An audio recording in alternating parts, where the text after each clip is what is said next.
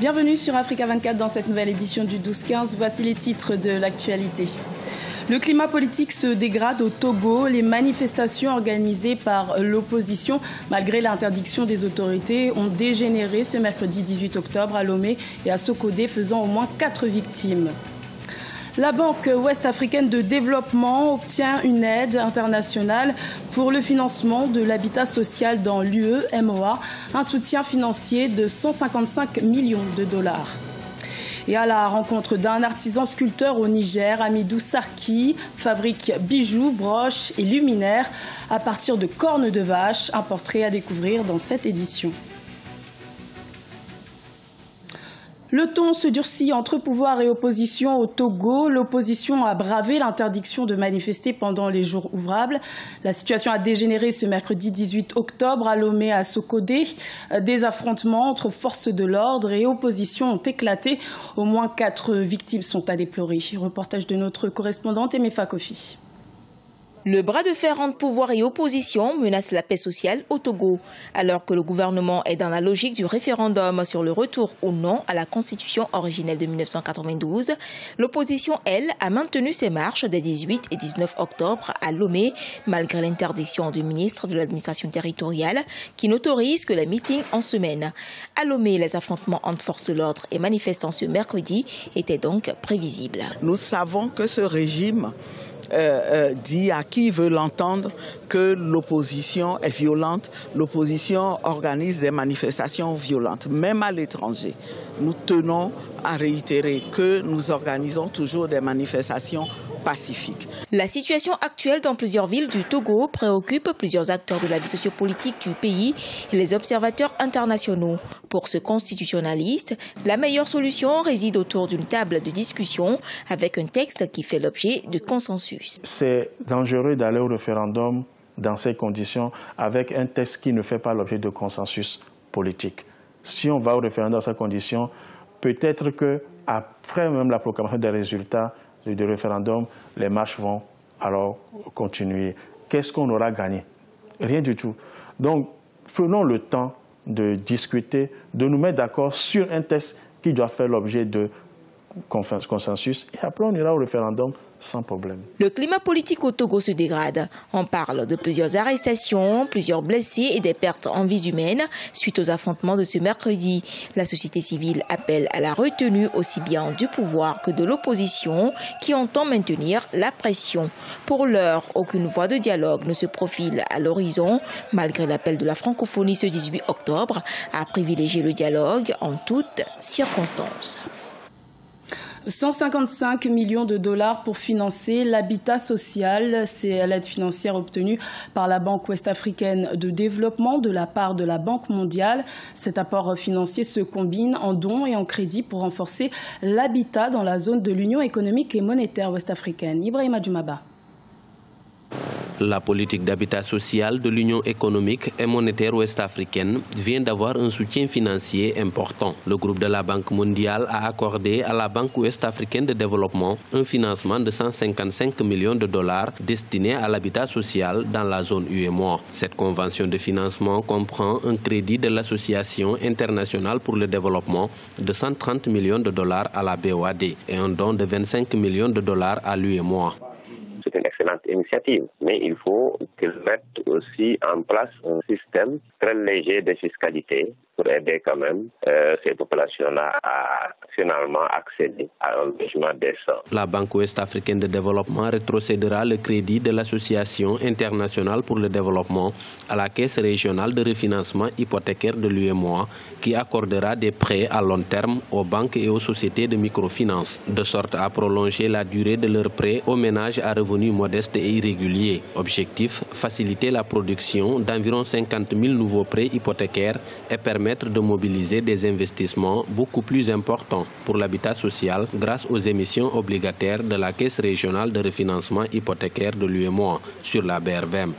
Cet objectif sera atteint en allongeant la durée des prêts hypothécaires, actuellement de 7 à 8 ans en moyenne, à 15 ans et au-delà, grâce à l'action de la Caisse régionale de refinancement hypothécaire que soutient la BOAD depuis sa création. On estime aujourd'hui que 800 000 nouveaux logements au moins seraient nécessaires chaque année pour remédier à la pénurie de logements dans l'UEMOA. Cependant, les banques de cet espace économique n'octroient que près de 15 000 nouveaux prêts hypothécaires par an. La population de l'UEMOA passera de 110 millions d'habitants aujourd'hui à 220 millions d'habitants dans 20 ans, d'où la nécessité de renforcer l'habitat social.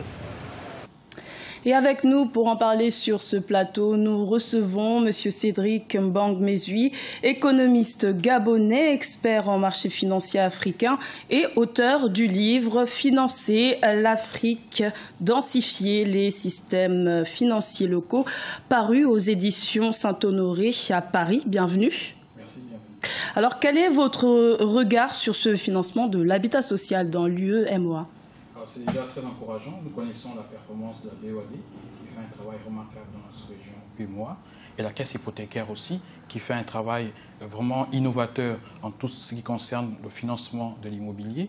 Le financement immobilier est très faible dans la zone Afrique, particulièrement dans les zones francophones, et avec un financement qui comprend à la fois un don et un prêt, donc ce qu'on appelle le blending, va aider les bénéficiaires finaux à avoir des coûts favorables.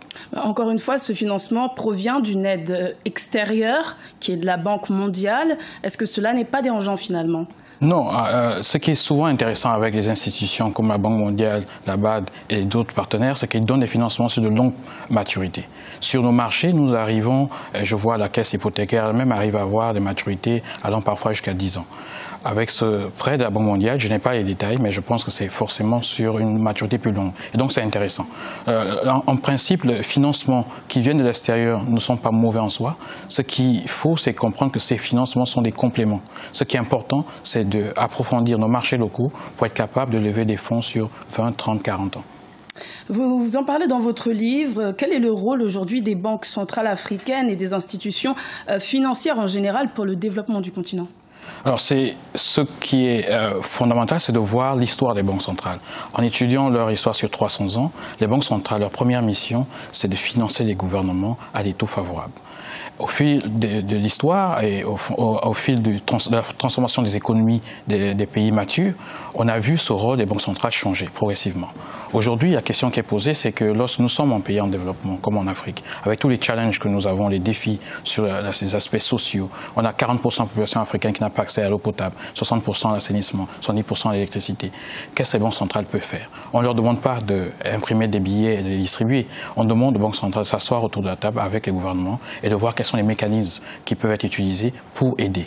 Si on prend un pays comme le Nigeria, on voit un travail remarquable de la Banque centrale pour aider le secteur de l'agriculture, pour aider certains secteurs prioritaires du pays. On voit cela aussi en Éthiopie et cela se passe aussi ailleurs, comme en Corée, où l'année dernière, la Banque centrale a mis 9,5 milliards de dollars dans le Woon Fund qui sert à aider l'industrie de transport maritime qui était sinistrée. Donc on demande aux banques centrales de vraiment travailler avec les gouvernements pour trouver des solutions pragmatiques pour aider nos... Dernière petite question.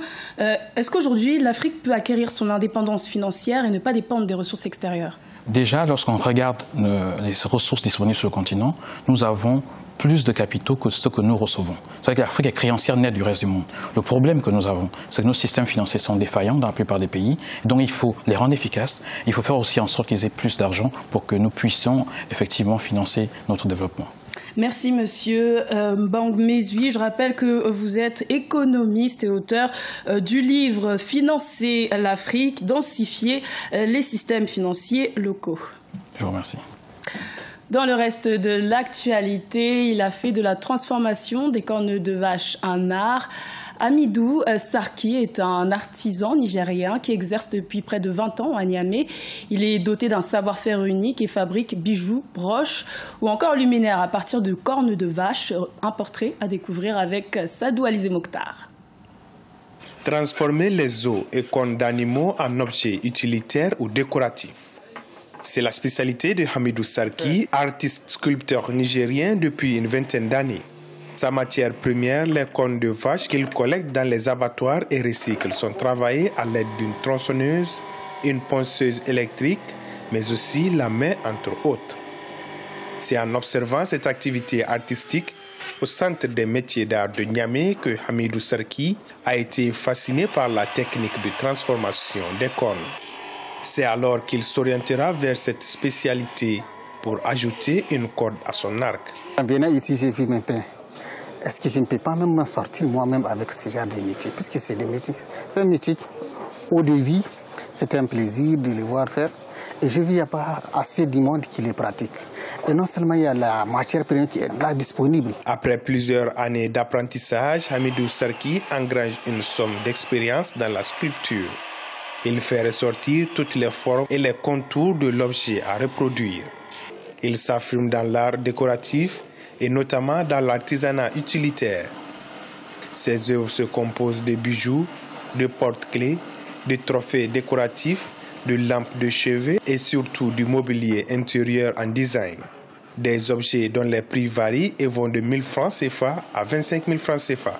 Avec l'artisanat, on peut réduire les taux de chômage, ça je suis convaincu.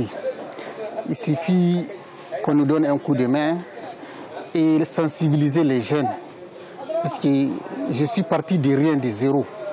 Et tous ces matériels que vous avez, c'est mes efforts. Au tout début, je faisais avec les seuls et tout avec ma main.